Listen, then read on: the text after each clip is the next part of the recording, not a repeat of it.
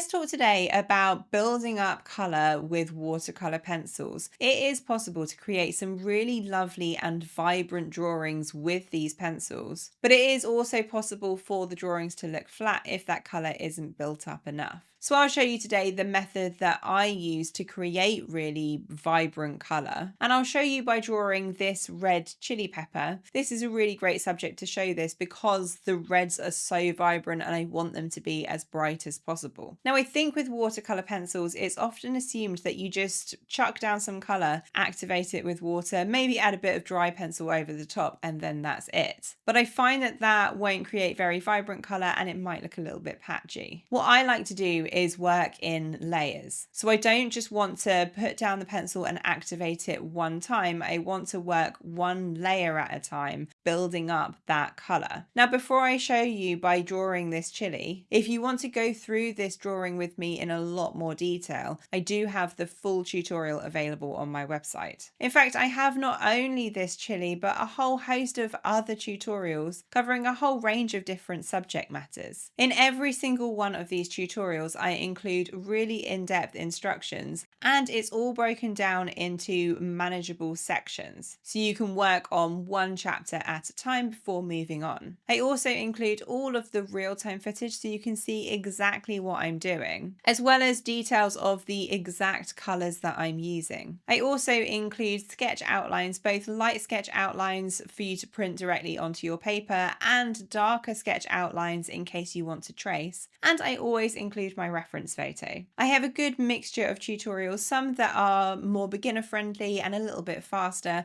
and some much more complicated drawings as well that have a real wow factor. And I have not only watercolor pencil tutorials, but also tutorials using colored pencils and also graphite pencils. Check out the link in the description. So I want to start off this chili with my first layer of watercolor pencils. What I want to do to start with is just put down the lightest color I can see in each area. In this first layer, I only want to be putting down those lightest colors. So the lightest color I can see in the green of the stalk is, I would say, this green here. So I'm putting this color down really nice and lightly. I'm also focusing on putting it down as smoothly as possible. It's worth noting that I'm not going to worry about adding in any sort of details. That's something I'll add at the very end. I just want to get really nice and smooth color blocked in anywhere that is this color or darker. And once I've got the green down everywhere where I can see some of this green, I then want to be looking for the lightest color I can see in the next section. So I'm now moving on to a pink pencil, and I want to be lightly putting this pink on all of the light patches on the chili. So the chili has a few main colors and shapes. The lightest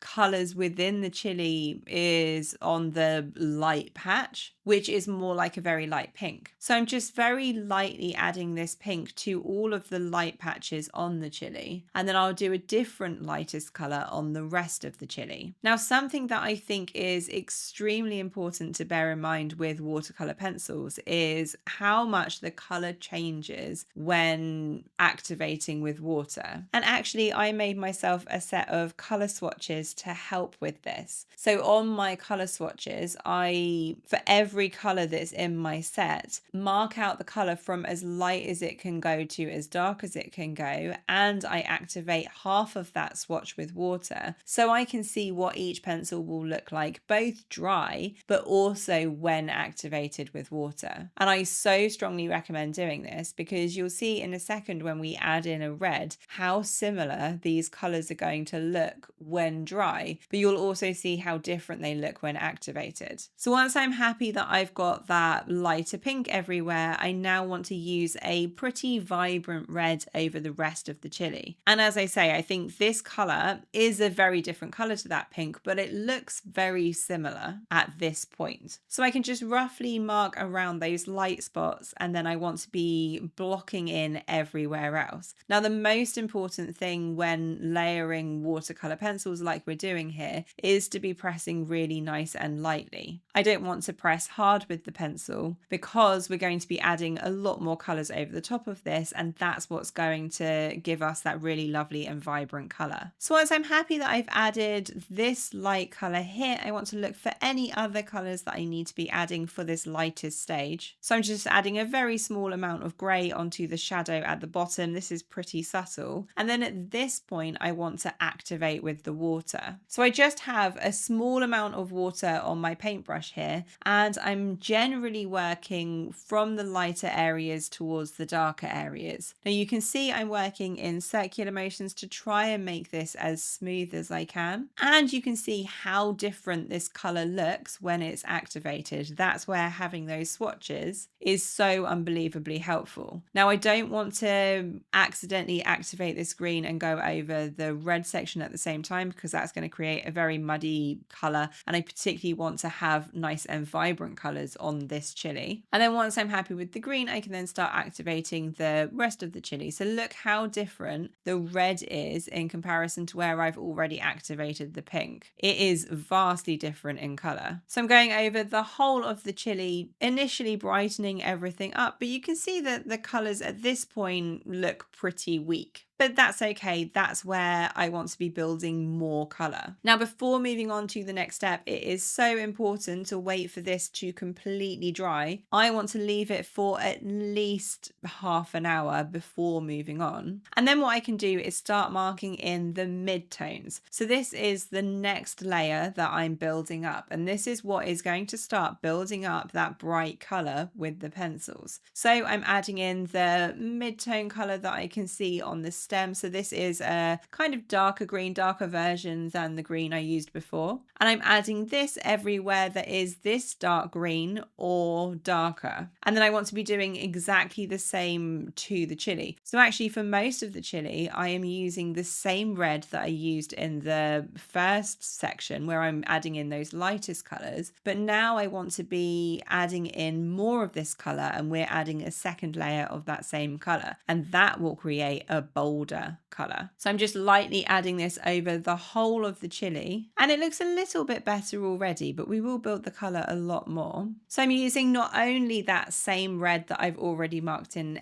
over the whole of the chili, but I'm also using a slightly darker red as well to go over the shadow that's kind of over the middle of the chili. And I can use a darker grey to go over the shadow as well, before then activating all of this with the water. Once again, I'm working one colour at a time. I don't want to go over the green and then go over the red without thoroughly cleaning my paintbrush, or it will just create a really muddy colour. And look at what a richer red this is for going over this area twice. I would literally say it looks twice as vibrant. Now, once again, I want to wait for this to completely dry before moving on. And then from here, I want to be using the darkest colors I can see in each area. So I'm using a pretty dark brown on the shadow at the bottom, and using a dark brown over the green that I added before on the stem. There's actually not a huge amount of very dark colors on this chili. There's a little bit of a shadow through the middle, but on the most part, I've got most of the colors marked in already at this point. So I can build up a brown all around the bottom round here, and then for the third and final time, I can activate this with the water. And right now, I already have a drawing that looks nice and vibrant. We've got all of that color really well built up. Now that I've spent the time building up all of those base layers, I can now go in with the dry pencil and really clean everything up and brighten it up further. And this is where I can go through one color at a time, just gradually adding to those colors. At this point, I can start adding in the details. So all of the little details that I can see on the stem here. I always think there's no point in adding details if you're going to activate it with water, because all those details are going to get lost. I can add the details in at this point because we won't be using water again from here.